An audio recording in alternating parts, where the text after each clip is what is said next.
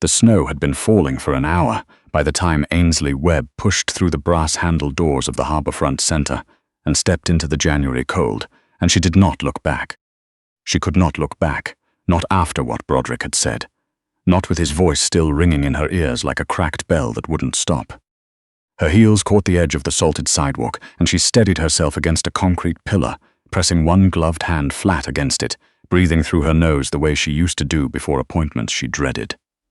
In through the nose, out through the mouth. The air hurt, that sharp, specific hurt of Toronto in January, the kind that settles into the back of your throat and stays there. The harbor was invisible behind the curtain of snow. Only the lights on the Gardner Expressway floated above the dark, blurring in the wet. She started walking north. Broderick Shaw had been celebrating tonight. 6 years of his firm, Shaw Architecture Group, and the gala had cost more than Ainsley had earned in her final year as an interior consultant. Before he persuaded her to leave the practice, crystal glassware. A string quartet from the conservatory. Clients from every major development project the firm had touched, most of which Ainsley had helped design from the inside out. Choosing materials, sourcing artisans, drafting presentation decks at the kitchen table at midnight while Broderick slept. She had stood at his elbow all evening, smiling at people whose names she could never quite remember, laughing 2 beats after everyone else, because she was always half a moment behind when the humiliation was coming. It had come from across the room. Broderick had been talking to a group of investors about the Distillery District restoration project, the one Ainsley had spent 11 months on. She had found the original brickwork suppliers in Nova Scotia. She had matched the ironwork to 19th century specifications by driving to 4 different metal workshops in Hamilton on her own time. She had produced a 40-page heritage materials document that the city's Heritage Board had cited by name in their approval letter. The technical work was all our internal team, Broderick had said, swirling his scotch. Ainsley helped with some of the... He'd paused, glancing toward her with that particular smile, the one she had learned to dread the way you dread a certain kind of weather. The soft touches, curtains and things. She's not really one for the architectural side. Someone laughed. Not cruelly, didn't know. The investors smiled politely. Broderick moved on to the next anecdote. Ainsley had stood with her champagne glass going warm in her hand, and she had thought, I have been waiting for this moment for 6 years without knowing I was waiting. She set the glass down on the nearest tray. She walked to the coat check.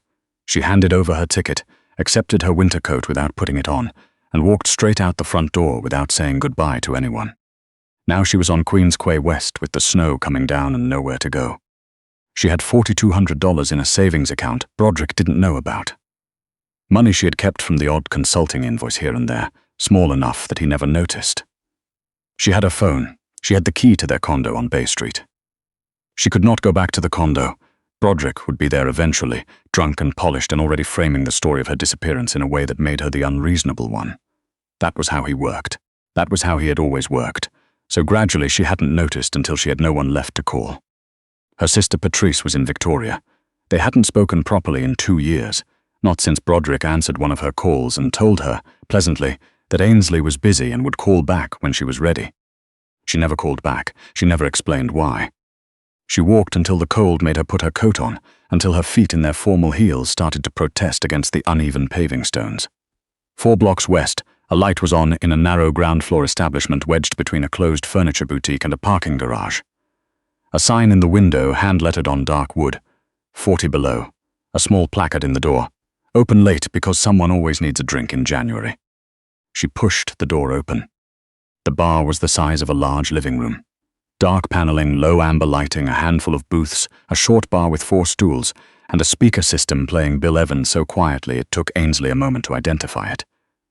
There were 3 other people in the room, a couple sharing a piece of pie in the far corner, and a man sitting alone at the bar with his back to the door. She took the booth closest to the window and sat down. A server appeared almost immediately, a young woman with kind eyes and a name tag that read Meg. "Rough night?" Meg asked. Ainsley almost laughed. "Is it that obvious?"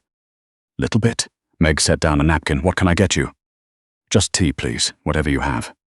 Meg came back 2 minutes later with a pot of chamomile, a mug, and a small plate of shortbread that Ainsley hadn't ordered but was grateful for.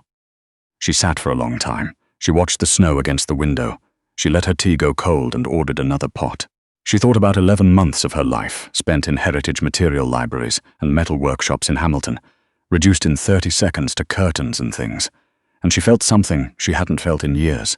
Not the muffled, apologetic anger she had been managing for 6 years, but something cleaner and harder, something with an actual edge to it.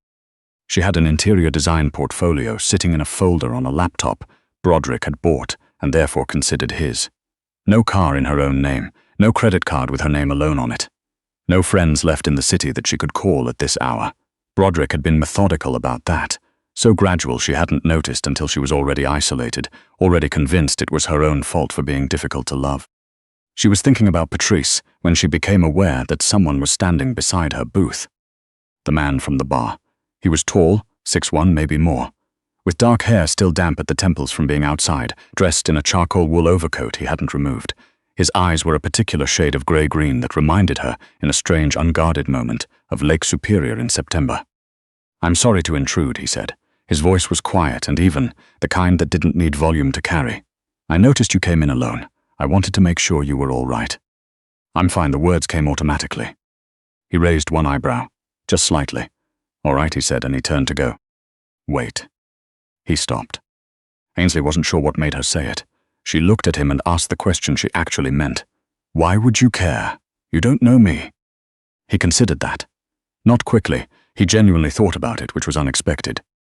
"Because," he said, "there are nights when the difference between being all right and not being all right is one person asking the question."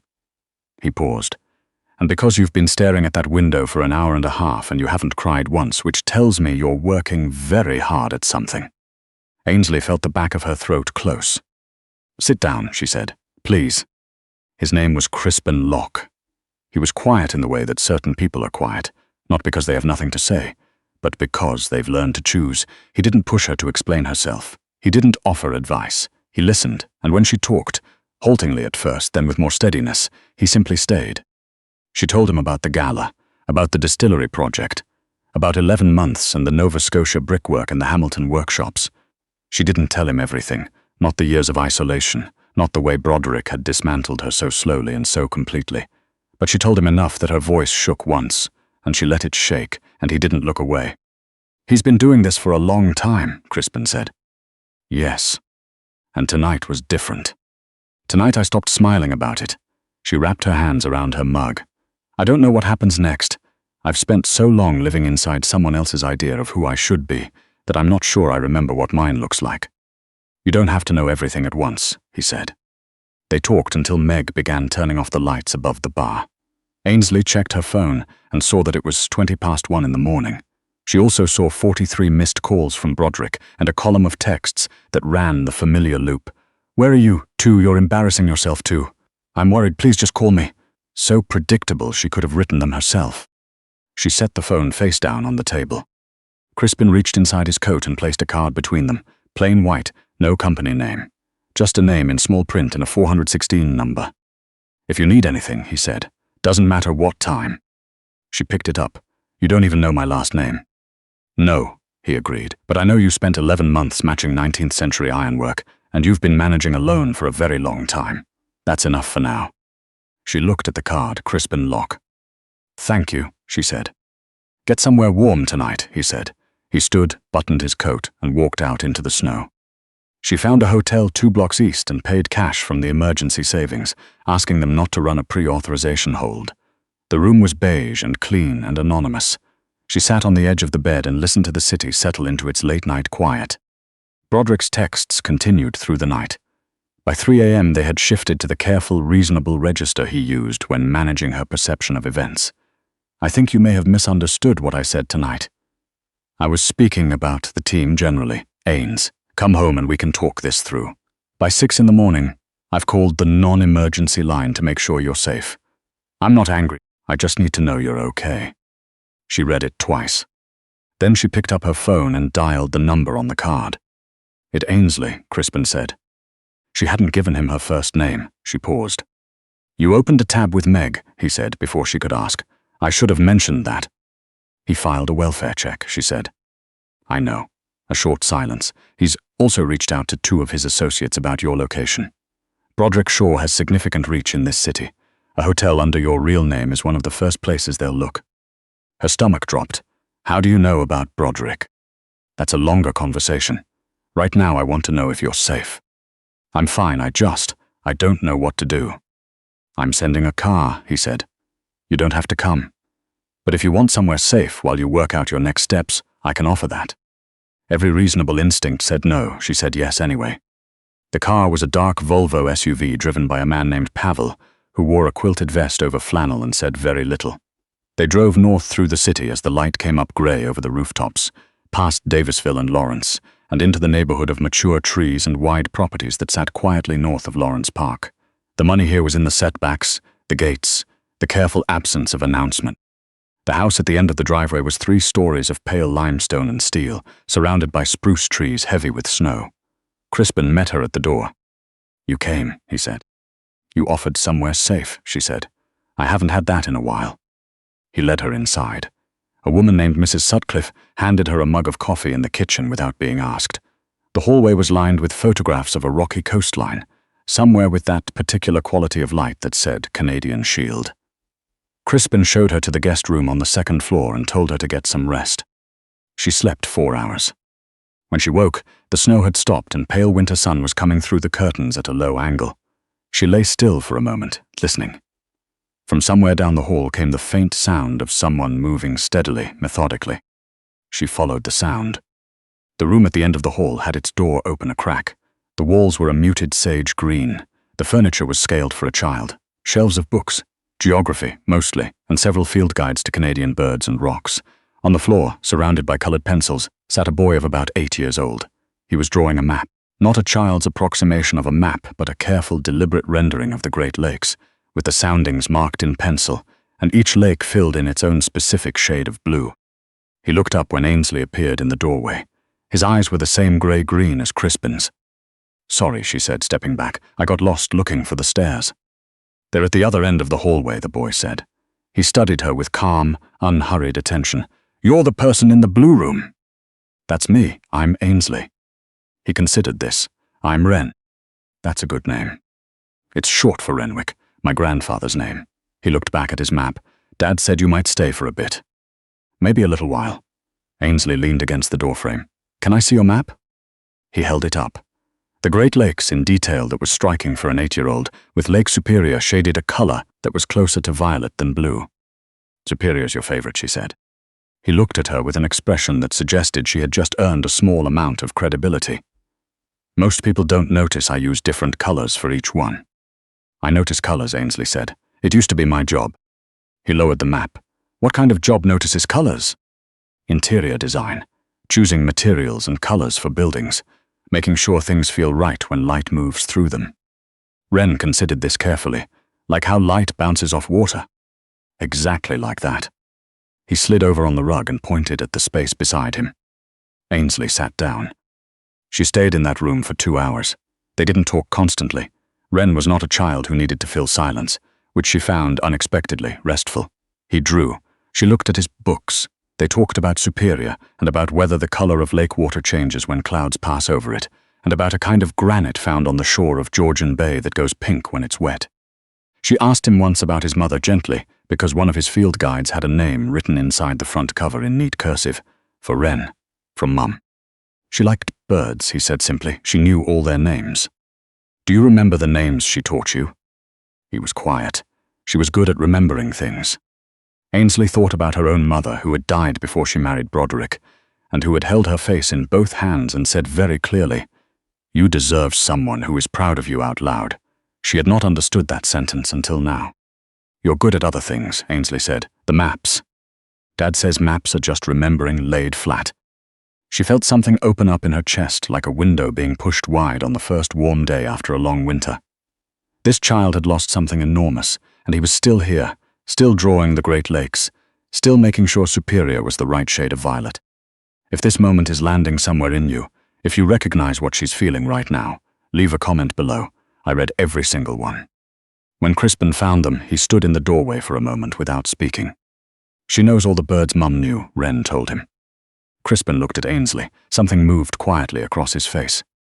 Does she? He said. Crispin was gone most days.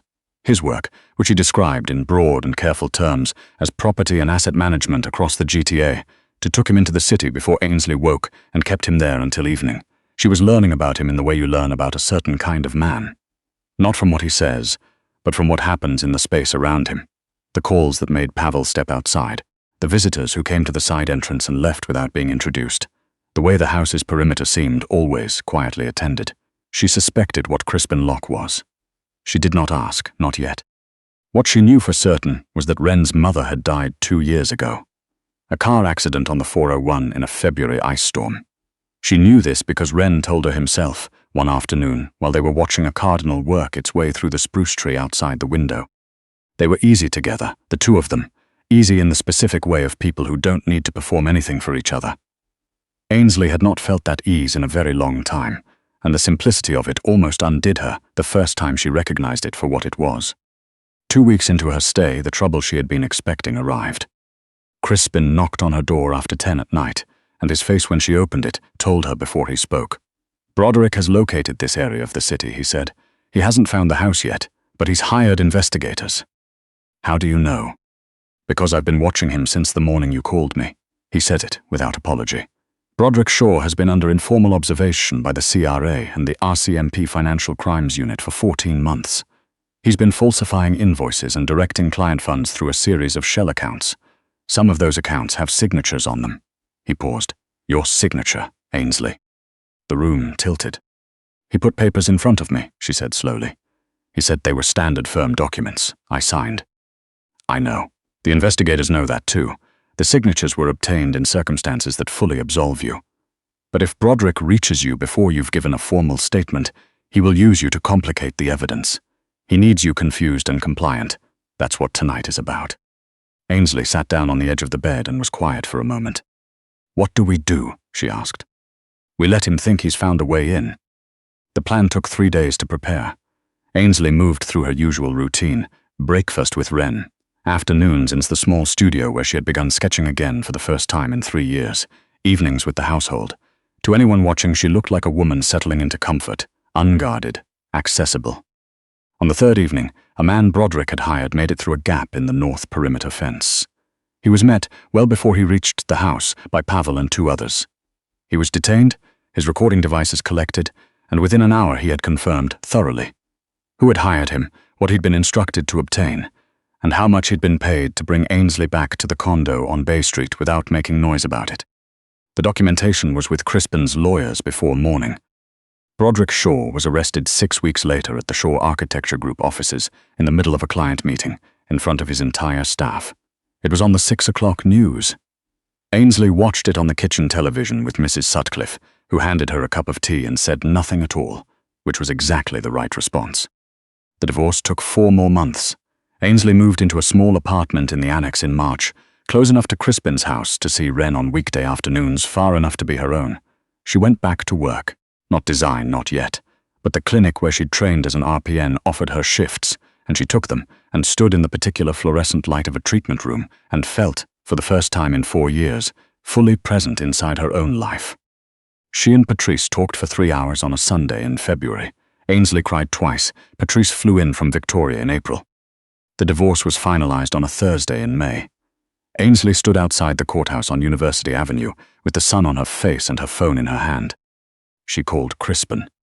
"It's done," she said. "How do you feel?" She thought about it honestly, like I've been holding my breath for 6 years and I finally remembered I'm allowed to breathe. A pause. Wren mentioned he found a new shade of blue he wants to show me. She could hear him smile through the phone. "Come for dinner," he said. "Stay." She did. That evening on the back porch, watching Wren hold 2 pieces of blue construction paper up against the sky to compare them, Crispin stood beside her in the particular way he had, not in front of her, not instead of her, but next to her, and said quietly, "There's something I need to tell you." "You don't have to." "I want to." He looked at his son. "I am not a simple man to be with. The work I do is not always straightforward. There are parts of it I can't explain, and parts I won't, because knowing wouldn't protect you. I've tried to be honest about what I could be, but I need you to know all of that before we move forward." Ainsley looked at him for a long moment. She thought about 6 years with a man who explained everything and none of it was true. She thought about the particular courage of saying, Here is my darkness. Decide accordingly. I grew up, she said, in a house where everything looked clean on the outside and nothing was. She turned to face him. I'm not looking for simple, I'm looking for honest. She held his gaze. Are you honest with me? Yes. Then that's what I need. He took her hand. Behind them, Wren held up both pieces of blue paper and called, Ainsley, which one is superior? Left, she said without looking. Wren lowered the papers. How did you know? It's the one that looks a little violet if you don't stare directly at it, she said. The best colors work like that. Wren studied both pieces with great seriousness, then came and sat on the step below them. The three of them stayed in the late May light while the spruce trees moved in the warm wind off the street. They married the following October, on a Saturday in Niagara-on-the-Lake, with 23 guests and a garden full of turning maples and Patrice crying happy tears from the second row. Wren stood beside his father in a suit he had agreed to on the condition that his notebook stay in his jacket pocket. He stood very straight and watched Ainsley walk down the aisle. When she reached them, he leaned toward his father and whispered something. Crispin bent down to her ear. He wants to know if it's official now. Ainsley crouched in her dress until she was at Wren's eye level. What does official mean to you? She asked. He thought about it seriously, the way he thought about everything. That you're not going anywhere. I'm not going anywhere, she said. That's a promise. He nodded once, the way his father always did, and took his place beside them. If you've stayed this far, leave a comment. I'm not going anywhere. Let me know you're here. Let me know this story reached you. The ceremony was short and honest and exactly what it needed to be. The vows they'd written themselves were about seeing each other clearly, not perfectly, not without shadow, and choosing each other anyway. After, in the garden, with glasses of Ontario Riesling and the maples going gold and red against the October sky, Ainsley stood at the edge of the path and thought about a January night on Queen's Quay with the snow coming down and nowhere particular to go. She thought about a bar called 40 Below and a man who asked the right question instead of the polite one. She thought about a boy with lake blue pencils who understood, without being taught, that grief and beauty could live in the same house. She was 31 years old. She had her design portfolio on a laptop that belonged only to her. She had her RPN registration renewed and a clinic that needed her on Tuesdays and Thursdays. She had Patrice's number and a standing call every Sunday morning with good coffee. She had a property north of the city, where the spruce trees held the snow in their branches all winter, and where a boy was almost certainly, right now, sketching the exact shade of violet that was superior in October, getting it right. She had arrived at a life that was hers, not assigned, not managed, not flattened down into soft touches and curtains and things. Hers. Crispin found her at the edge of the garden and stood beside her in the way he always did. Not in front of, not instead of, but next to. Thinking, he asked. Remembering, she said, January, standing on the waterfront with nowhere to go. A quiet moment between them. And now, he asked. She looked at him, and at the garden, and at Wren weaving between the guests with his notebook open, showing Patrice something in it, and Patrice bending down to look with real attention, real interest, the expression of someone who genuinely wants to understand what she's being shown. Now, Ainsley said, I'm exactly where I'm supposed to be. He took her hand, and the October light came through the maples and fell warm on everything, and it was enough. It was more than enough. It was the whole world.